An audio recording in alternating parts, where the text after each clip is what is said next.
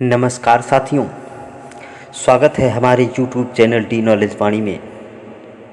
साथियों, हाजिर हूँ आज फिर एक नई कहानी के साथ। इस कहानी में हम जानेंगे कि कैसे एक धनी किसान विरासत में मिली संपत्ति के घमंड में चूर रहता है और कौन कौन उसके धन का नाजायज़ फ़ायदा उठाता है और फिर कैसे बचा पाता है किसान अपनी संपत्ति को। तो साथियों, कहानी में आगे बढ़ते हैं। इससे पहले मेरे चैनल को सब्सक्राइब कर लीजिए और बेल आइकन की बटन पर जाकर ऑल सेलेक्ट करना बिल्कुल ना भूलिए, ताकि आने वाली अगली वीडियो व नई कहानी सबसे पहले आप लोगों तक ज़रूर पहुँचे। धन्यवाद। साथियों, एक गांव में एक धनी किसान रहता था। उसे विरासत में खूब संपत्ति मिली थी। ज़्यादा धन संपदा ने उसे आलसी बना डाला।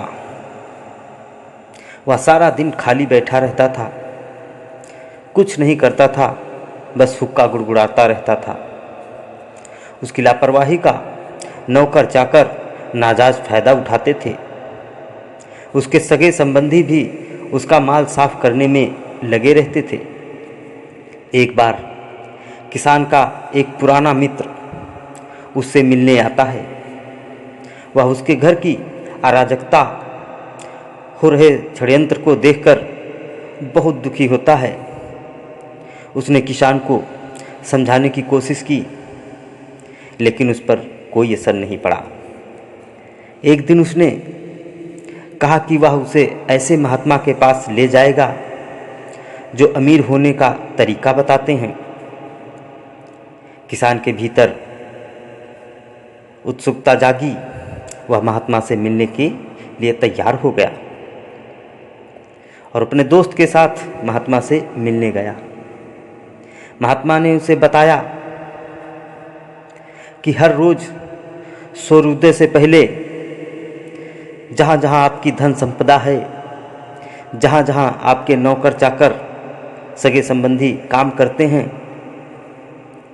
वहाँ एक हंस आता है जो किसी के देखने से पहले ही गायब हो जाता है, और जो उस हंस को देख लेता है उसका धन निरंतर बढ़ता जाता है।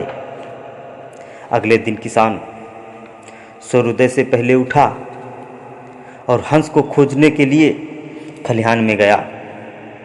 उसने देखा कि उसका संबंधी बोरे में अनाज भरकर ले जा रहा है। किसान ने उसे पकड़ लिया। वह रिश्तेदार बेहद लज्जित हुआ और क्षमा मांगने लगा। उसके बाद वह गौशाला में पहुंचा।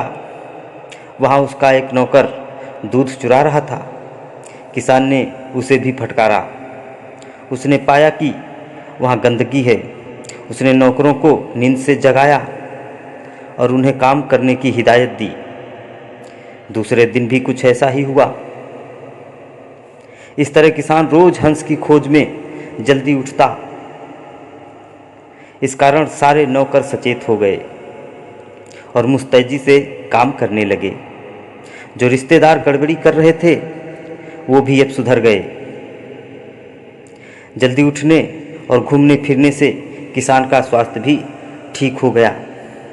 इस प्रकार धन तो बढ़ने लगा, लेकिन किसान को हंस नहीं दिखा।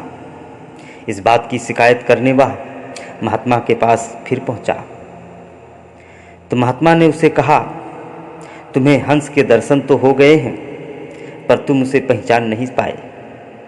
वह हंस है परिश्रम। तुमने परिश्रम किया, जिसका लाभ अब तुम्हें मिलने लगा है। तो साथियों, इस कहानी में हमने सीखा कि परिश्रम ही सबसे बड़ी कुंजी है। हमें परिश्रम जरूर करना चाहिए। तो कैसी लगी ये कहानी?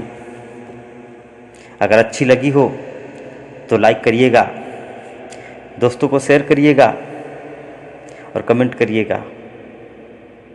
मिलते हैं साथियों फिर एक नई कहानी व नए वीडियो के साथ अगले वीडियो में। तब तक के लिए नमस्कार।